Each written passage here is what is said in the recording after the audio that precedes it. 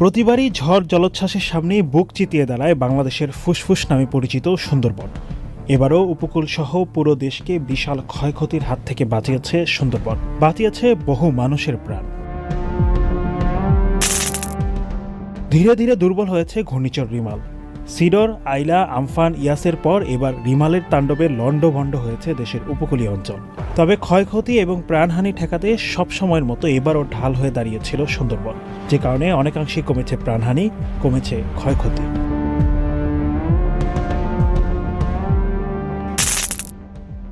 রোববার রাতেই সুন্দরবনের সাথে সাতক্ষীরার শ্যামনগর ও আশাশুনি উপজেলায় আঘাত হানে ঘূর্ণিঝড় রিমাল। এরপর এটি সুন্দরবনের বাগেরহাট, খুলনা, মংলা সহ সারা দেশের উপর তাণ্ডব চালায়।